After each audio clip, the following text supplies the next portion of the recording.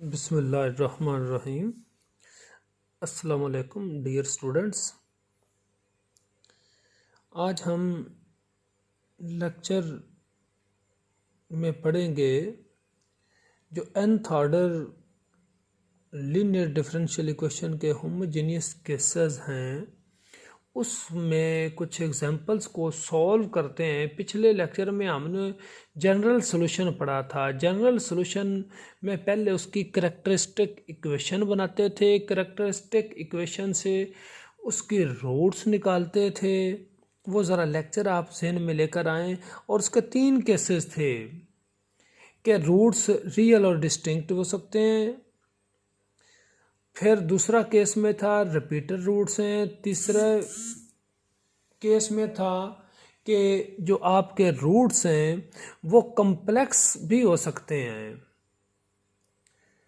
तो उनके मुताबिक आपने सॉल्यूशन देखना है। जो पिछला लेक्चर इस एग्जांपल के करने से पहले आपने उसको अच्छी तरह देखना है। अब एग्जांपल नंबर 1 मैं चैप्टर नंबर 10 की एग्जांपल नंबर 1 करने लगा हूँ। ये लिखा हुआ है कि solve D square plus 4d plus 3 multiplied by y equal to 0। इसे आपने सॉल्व करना है। तो इसकी जो y का ये जो कोफिशिएंट है ना, ये करैक्टरिस्टिक इक्वेशन होती है। अच्छा, यहाँ d से मुराद ये ज़हन में रख लें कि ये dy ओवर dx होता है। अच्छा, तो जो इसकी इट्स कैरेक्टरिस्टिक CHARACTERIS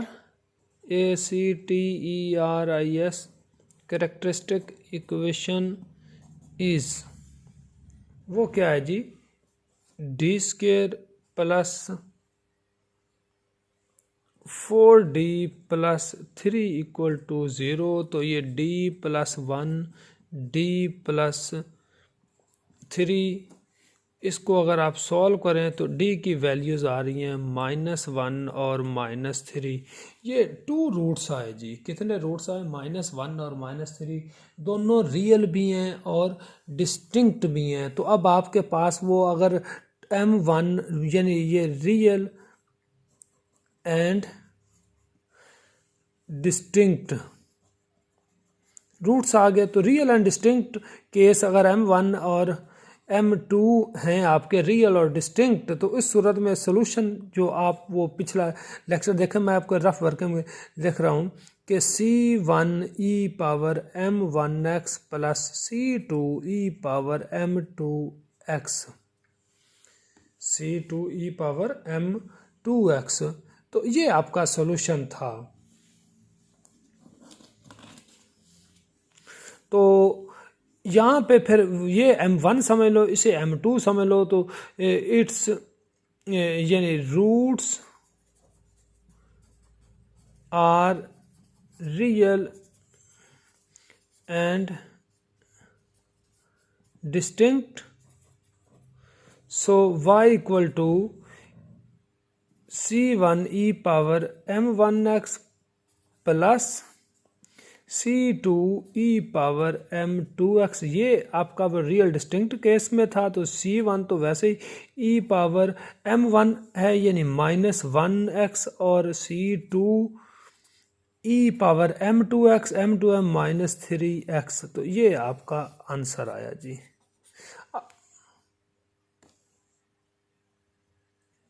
नेक्स्ट हम सॉल्व करते हैं जी एग्जाम्पल 2, यानी d³ -5d square plus 7d minus 3 multiplied by y equal to 0। तो ये y का कोफिशिएंट ये आया, यानी इट्स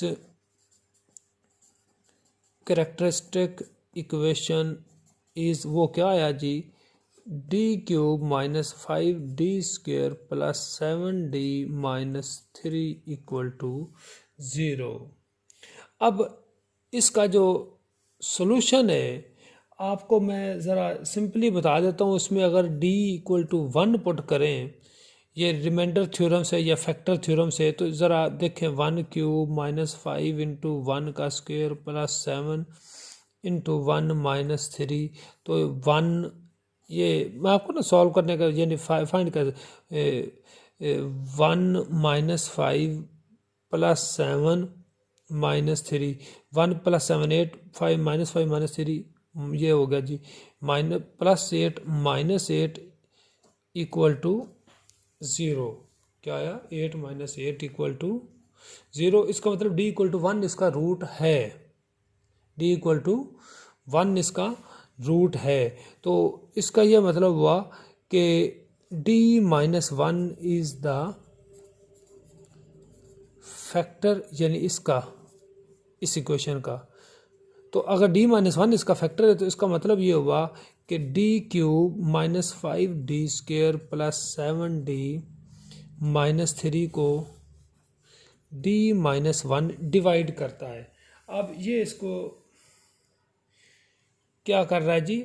डिवाइड कर रहा है। एक दफ़ा ये d² से मल्टीप्लाई करते हैं तो ये बन गया जी d³ - d²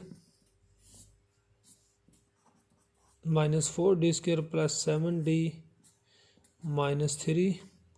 फिर इसे -4d से मल्टीप्लाई करते हैं, -4d² + 4d, ये 3d - 3 आ गया जी, 3d - 3। फिर इसे आप करेंगे जी 3 से, तो ये बन गया 3d - 3, ये कैंसिल। तो ये यानी आ गया क्वेश्चन आपका आया d² - 4d + 3। तो इसका ये मतलब हुआ, ये समझो कि आपने रफ वर्किंग में काम कर दिया, मैंने आपको समझाने के लिए ये किया। तो ये इक्वेशन 1 को आप लिख सकते हैं d - 1 × d² - 4d + 3 = 0। इसका मतलब ये हुआ कि d - 1 भी 0 हुआ और d² - 4d + 3 = 0। यहाँ से तो d की वैल्यू 1 आई, इसके आप फैक्टर बनाएंगे तो ये d - 1 और d - 3 आ जाएगा।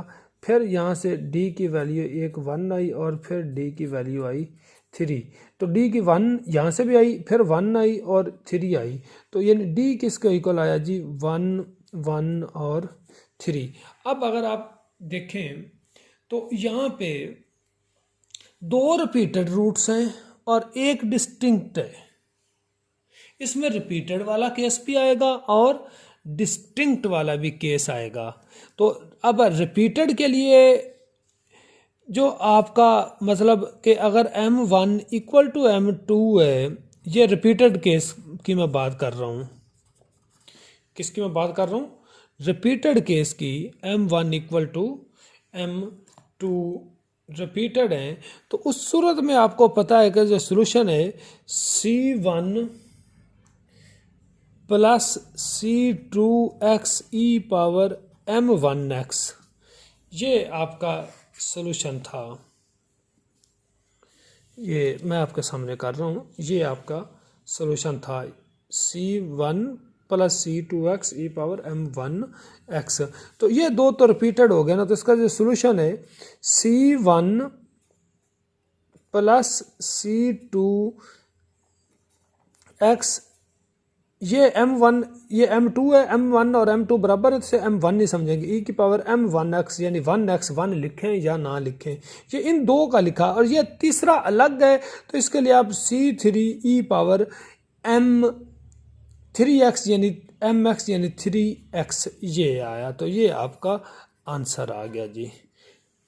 ये आपने एग्जाम्पल्स कर लिए हैं जी। कितनी सॉल्व किया आपने? 2 एग्जाम्पल्स को अभी सॉल्व किया है। ये आपके सामने सारी एग्जाम्पल मैंने लिख दिए।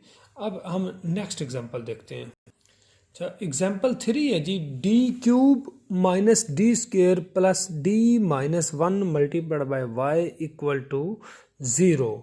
अब इसे आपने सॉल्व करना है। तो इसका भी अगर यानी एक करेक्टरिस्टिक इक्वेशन क्या आई जी? d³ - d² + d - 1 = 0। तो d = 1 इज द रूट, फिर इसको इसका मतलब कि d-1 इसका फैक्टर हुआ, तो d-1 पे आप इसको डिवाइड करेंगे तो इसका वर्कअप अल्टीमेटली ये इसके बराबर d-1 इंटू d² + 1 = 0। ये इक्वेशन यूँ लिख सकते हैं, इसका मतलब d-1 = 0 और d² + 1 = 0।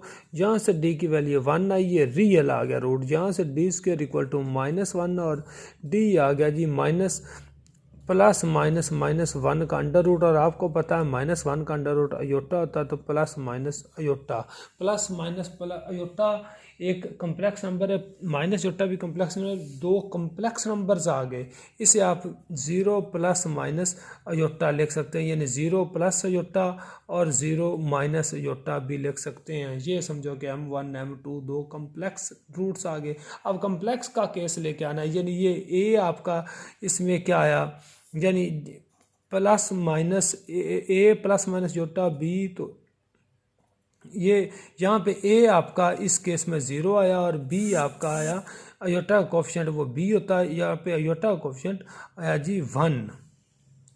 क्या आया जी, बी की कीमत आई 1, ए की वैल्यू 0, बी की 1। ये कम्प्लेक्स केस में ये वाला हिस्सा आएगा और ये रियल केस है, तो अब इसमें कम्प्लेक्स एंड रियल आएगा। पहले आप इसको मतलब देख लेते हैं कि y = c1e⁻mx यानी 1x, ये तो रियल केस हो गया। अब कम्प्लेक्स केस में आपको पता है कि वो e⁻ax यानी a सम्राट यहाँ पे 0 हो गया, ax ये मैं कम्प्लेक्स केस का यानी a plus minus iota b की फॉर्म क्या है आपके रूट्स, तो y = e⁻ax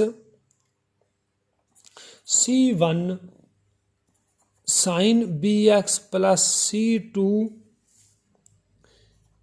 cos bx, ये आपका केस था कम्प्लेक्स केस। तो अब यहाँ पे a आपका 0 है, b आपका 1 है, इसी में पुट कर लें आप, तो e⁻ax यानी 0x और c1 तो आप पहले यूज़ कर c2 कर लें, साइन bx, b आपका 1 आ गया, प्लस c3 cos bx यानी फिर 1x, तो ये आपके आया जी आंसर। तो e⁻0x से मुराद कि e⁻0 बन गई, तो ये ख़त्म हो गया। आप इसका आंसर ये आप समझो रफ वर्किंग है, तो ये आपका आंसर आया जी c1e⁻1x, और 1 लिखें या ना लिखें इस तरह, ये भी e⁻0x का मतलब e⁻0, और e⁻0 आपको पता है किसी भी नंबर की पावर 0 1 होता है, तो c2 sin x + c3 cos x, ये आपका आंसर आया जी। तो ये 3 एग्जांपल्स मैंने आपको डियर स्टूडेंट्स करवा दी हैं, एग्जांपल 1, 2 और एग्जांपल 3। आपको ये 3 एग्जांपल्स आज हमने किए हैं। आपने इसके कोई 5 क्वेश्चंस जो 10.1 एक्सरसाइज है उनकी आपने सॉल्व करने की ट्राई करनी है। इंशाल्लाह नेक्स्ट लेक्चर में हम मज़ीद क्वेश्चंस भी करेंगे और कुछ एग्जांपल्स को भी मज़ीद देखेंगे। Thank you ji.